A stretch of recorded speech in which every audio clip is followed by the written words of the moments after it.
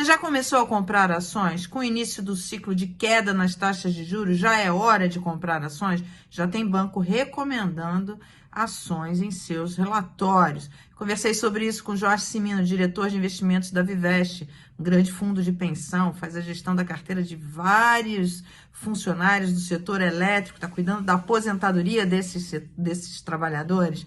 Então, vamos ver o que ele acha sobre o mercado de ações neste momento.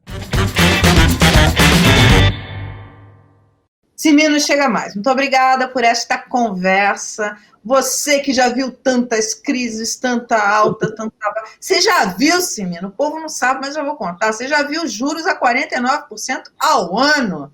Por incrível que pareça.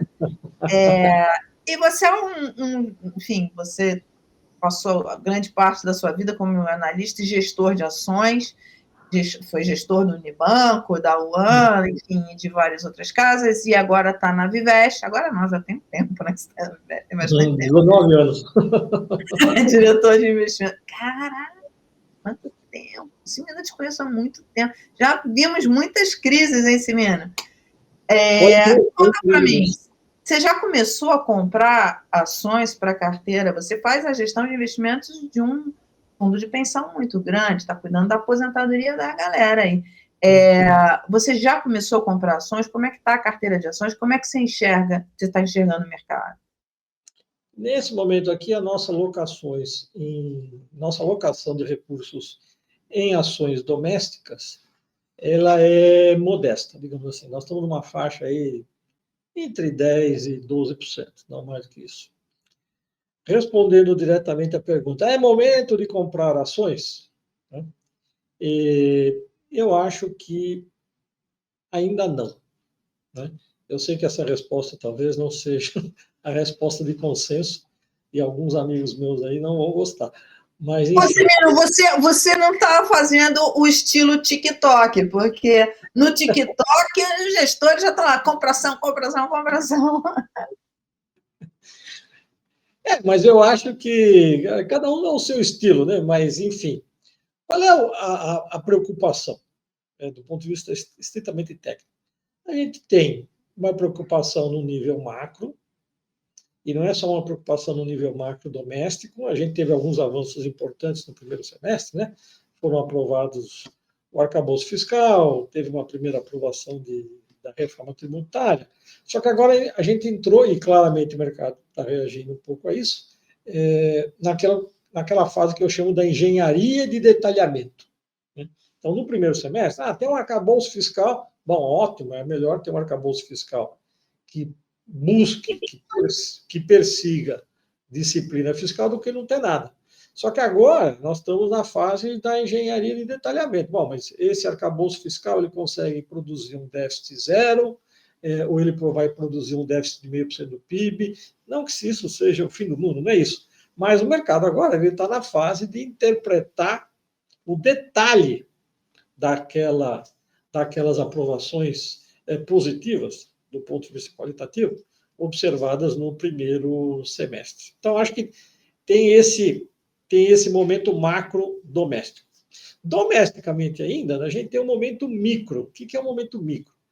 Nós temos, tem uma reforma tributária encaminhada, mas não só isso, existem várias medidas sendo anunciadas de mudanças tributárias que dificulta sobremaneira o cálculo dos resultados das empresas nos próximos anos. Vai mexer no juro sobre capital próprio, vai mexer sobre a questão lá do ICMS, vai mexer na alíquota vai começar a cobrar imposto de renda sobre dividendo ou não. Enfim, são vários itens na esfera tributária em geral, né, que dificultam muito a vida do analista para fazer a projeção, para a gente saber se as empresas de varejo vão ter uma carga tributária X, Y ou Z, né, que é maior ou menor com a carga tributária que elas enfrentaram nos últimos 3 anos, para dar um exemplo. E, além desses 2 desafios domésticos, seja o macro, seja o micro, nós temos o desafio macro internacional. Quais sejam? O momento da economia americana, que do ponto de vista de atividade econômica vai bem, obrigado, mas existe uma longa discussão se o Banco Central americano para de subir a taxa de juros básica, né, nos 5,5% onde está agora, ou se isso daqui vai a 5,75%, ou se pode ir até mesmo a 6%. Ou seja, uma grande discussão se o processo de subida de taxa de juros básica nos Estados Unidos acabou ou não. E isso faz muita diferença para a precificação dos ativos. E outra grande questão macro é a China, que é o segundo maior, a segunda maior economia do mundo hoje, que enfrenta uma série de dificuldades do ponto de vista de crescimento, do ponto de vista da construção civil, do ponto de vista de endividamento, entre outras questões, e que certamente implicam um risco relativamente alto para a economia global como um todo. De novo, estamos falando do segundo maior PIB do planeta, né? E particularmente para o Brasil, porque a China é o nosso maior parceiro comercial, são grandes compradores de commodities, nós somos grandes exportadores de commodities.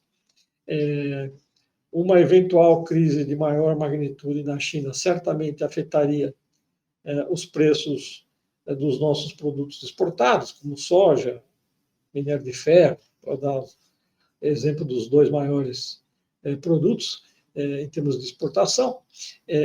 Isso certamente acabaria afetando de alguma forma, em alguma magnitude, o nosso saldo de balança comercial. Possivelmente a reação inicial do mercado seria alguma desvalorização cambial, nada dramático, né? Mas alguma desvalorização poderia acontecer. E aí a desvalorização acaba virando inflação, e isso pode acabar delimitando a redução da taxa de juros aqui no Brasil. Então, não há, digamos assim, no horizonte, um cenário dramático, eu diria, dramático no sentido negativo, né?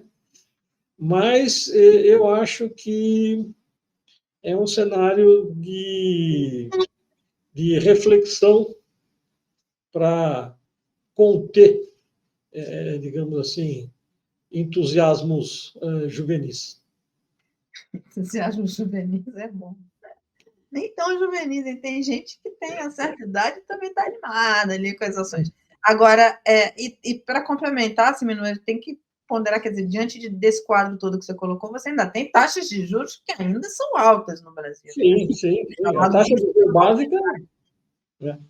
Agora, eu acho que um caminho, né, que é o nosso caminho nesse momento, de você alocar em ações, é justamente procurar aquelas empresas que têm, historicamente falando, né, não vou citar nomes aqui, uma capacidade de resiliência maior em cenários turbulentos. Nós estamos falando daquelas empresas que tipicamente têm uma grande fatia de mercado, têm capacidade de repassar preço, têm robustez financeira, têm qualidade de administração comprovada no passado, tem um histórico de bom tratamento aos acionistas minoritários, né? Então, é possível você delinear um conjunto de empresas que preencham esses critérios. E aí você buscar alocação em ações nesse tipo de empresas, né? Que certamente elas têm uma possibilidade de resistir de forma mais, digamos assim, adequada a um eventual momento de turbulência de grande intensidade, que hoje não é um cenário básico, evidentemente, como eu disse, não é aquilo que eu denominei cenário dramático, mas que, dada todas as dificuldades que nós temos, não dá para dizer que isso é um risco igual a zero.